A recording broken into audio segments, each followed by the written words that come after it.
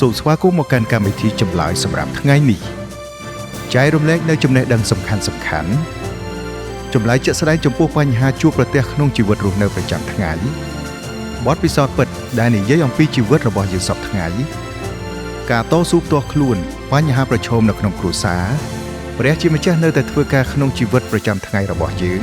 ផ្ដល់ក្តីសង្ឃឹមនិងទិសដៅសូមស្វាគមន៍ប្រិយមិត្តសាជាថ្មីមកកាន់កម្មវិធីចម្លើយសម្រាប់ជីវិតកម្មវិធីចម្លើយសម្រាប់ជីវិតគឺជាកម្មវិធីខ្លីមួយដែលអាចជួយឲ្យជីវិតរបស់លោកអ្នកកាន់តែប្រសើរឡើងកម្មវិធីយើងថ្ងៃនេះនឹងផ្ដោតទៅលើក្តីកង្វល់របស់អ្នកមើលថែកម្មវិធីយើងថ្ងៃនេះនឹងផ្ដោតលើការមើលថែសមាជិកគ្រួសារដូចជាប្តីប្រពន្ធកូនដែលមានតម្រូវការពិសេសឬឪពុកម្ដាយចាស់ជរាឬមានភាពពិការភាពពិតណាស់នេះគឺជាកិច្ចការដ៏លំបាកបំផុតមួយដែលយើងអាចធ្វើបានប៉ុន្តែការមើលថែក៏អាចជាកិច្ចការដ៏គួរជាទីពេញចិត្តបំផុតផងដែរការមើលថែតម្រូវឲ្យមានការទទួលខុសត្រូវច្រើនប៉ុន្តែលើសពីការមើលថែទាំងរូបកាយផ្លូវចិត្តនិងផ្លូវអារម្មណ៍យើងក៏ត្រូវបំពេញការងារផ្ទះរៀបចំការណាត់ជួបជាមួយគ្រូពេទ្យនិងបំពេញឯកសារក្រដាសស្នាមជាច្រើនផងដែរយើងក៏អាចមានការងារពេញពេលឬក៏ការងារផ្សេងមិនថាយើងរឹងមាំនិងពូកែរៀបចំខ្លាំងកម្រិតណានោះទេការងារបែបនេះ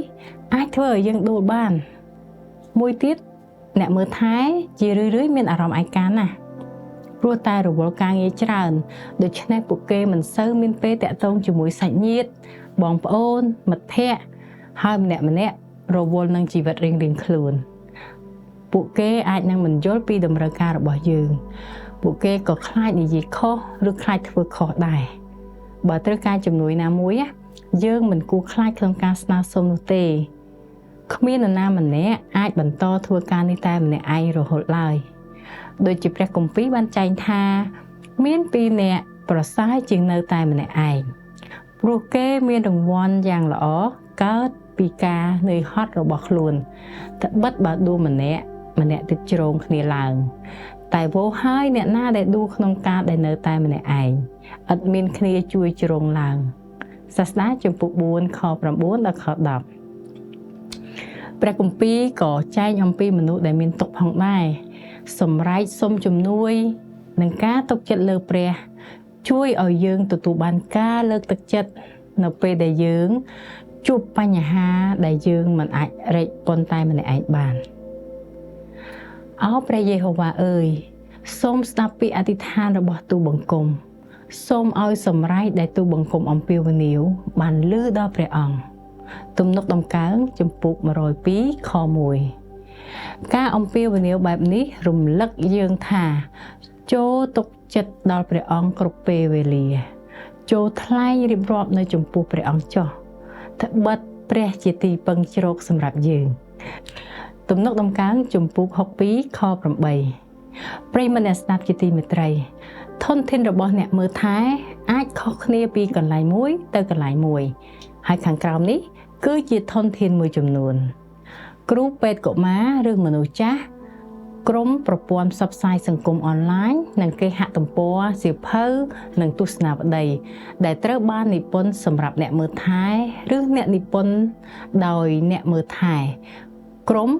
ឬជំនួយបែបមួយទល់មួយពីអ្នកមើលថែផ្សេងទៀតអ្នកដែលមានជំងឺវង្វេងវង្វាន់ឬមានរោគវិនិច្ឆ័យស្រដៀងគ្នាជារឿយមិនបង្ហាញការដឹងគុណនោះទេឬតវ៉ាខឹងនឹងអ្នកមើលថែខ្លួនឯងថែមទៀតអរិយាប័ត្រនៃភាពអវិជ្ជមានពេលខ្លះក៏អាចបណ្ដាលមកពីភាពតានតឹងនៃជំងឺឬពិការភាពផងដែរសាកគិតទាំងអស់គ្នាមើលថាតើវាពិបាកប៉ុណ្ណាសម្រាប់យើងក្នុងការឆ្លើយតបជាវិជ្ជមាននិងការគាំទ្រនៅពេលដែលយើងមានអារម្មណ៍ធុញថប់ជាជាងទទួលយកការវាយប្រហារដោយផ្ទាល់យើងចង់ស្ដាប់សារនៅពីក្រោយពាក្យសម្ដីឬអរិយាប័ត្រនោះការពិភាក្សាអំពីក្តីកង្វល់ជារឿយៗជួយកាត់បន្ថយប្រតិកម្មអវិជ្ជមានទាំងនោះការអោបការផ្ដោតក្តីស្រឡាញ់ឬការនិយាយថា ជីវិតពេលខ្លះជួបការលំបាកមែនប៉ុន្តែក៏មានប្រយោជន៍ផងដែរវាជាការដែលសំខាន់ដែលមានមនុស្សស្ដាប់យើងយល់ពីយើងបើចំណុចទាំងនោះប្រើការមិនបានទេយើងប្រហែលជាត្រូវដកខ្លួនម្ដងម្កាលហើយចំណាយពេលធ្វើអ្វីមួយដែលយើងចូលចិត្តដូចជាការដើរការស្ដាប់តន្ត្រីការធ្វើអ្វីដែលយើងចង់ធ្វើជាដើមការគេងនិងការសម្រាកមិនគ្រប់គ្រាន់ណា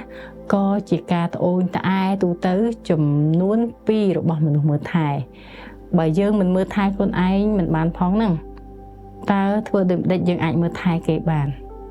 នៅពេលដែលសមាជិកគ្រួសារយើងគេងយើងក៏ត្រូវគេងផងដែរលើសពីនេះទៅទៀតពេលសម្រាកគម្លាតគ្នា2-3ម៉ោងពិតជាមានប្រយោជន៍ខ្លាំងសម្រាប់សុខភាពនិងគំនិតរបស់យើងពេលវេលាអធិដ្ឋានក៏មានប្រយោជន៍ខ្លាំងដែរណាសម្រាប់យើងគ្រប់គ្នា David ជាក្មេងកងវាជាមបានសរសេរទំនុកដំកើងដ៏ល្បីមួយថាព្រះអង្គឲ្យខ្ញុំដេកសម្រាកនៅលើវាលស្មៅខៀវខ្ចីព្រះអង្គនាំខ្ញុំទៅក្បែរមាត់ទឹកដែលហូរគ្រឿនព្រះអង្គកែប្រលឹងខ្ញុំឡើងវិញទំនុកដំកើងចំពុក23ខ2ដល់ខ3ប្រិយមិត្តអ្នកស្ដាប់ជាទីមេត្រីចូលបែរទៅរកព្រះហើយទុកឲ្យទ្រង់កែប្រលឹងយើងឲ្យស្រស់ស្រាយឡើងវិញពីមួយដំណាក់កាលទៅមួយដំណាក់កាលការផ្លាស់ប្ដូរទាំងល្អទាំងអាក្រក់គឺជាផ្នែកមួយនៃជីវិតរបស់យើងជាពិសេសសម្រាប់អ្នកមើលថែការផ្លាស់ប្ដូរជារឿយៗមានន័យថាសុខភាពមនុស្សជាទីស្រឡាញ់របស់យើងកំពុងតែថយចុះដូច្នេះយើងត្រូវសួរខ្លួនឯងថាបើស្ថានភាពសុខភាពរបស់គាត់មិនប្រសើរបែបហ្នឹងតើយើងគួរតែបន្តមើលថែគាត់តែឯងបានទៀតអត់យើងអាចពិចារណាស្វែងរកជំនួយពីអ្នកជំនាញខាងមើលថែគ្រប់ករណីទាំងអស់ដែលយើងជួបទោះបីជាយើងមិនបានផ្ដល់ការមើលថែផ្ទាល់ក៏ដោយក៏យើងអាចទៅសួរសុខទុក្ខឬទេតាមទូរស័ព្ទទៅលេងគាត់បានដូចគ្នាយើងក៏អាចចែករំលែកចំណេះដឹងនិងសហការជាមួយអ្នកជំនាញខាងមើលថែបានផងដែរដើម្បីធានាថាមនុស្សជាទីស្រឡាញ់របស់យើងគាត់ទទួលបានការមើលថែយ៉ាងល្អបំផុតប្រិយមិត្តអ្នកស្ដាប់ជាទីមេត្រីសូមព្រះជាម្ចាស់ប្រទានពរដល់អ្នកក្នុងទូនាទីដ៏សំខាន់នេះហើយខ្ញុំសង្ឃឹមថាអ្នកនឹងបន្តស្ដាប់កម្មវិធីចម្លើយសម្រាប់ថ្ងៃនេះជារៀងរាល់ថ្ងៃនៃជីវិតរបស់អ្នកយើងនឹងជួបគ្នានៅកម្មវិធីក្រោយប៉ុន្តែសូមចាំថាព្រះជាម្ចាស់ពិតជាស្រឡាញ់អ្នក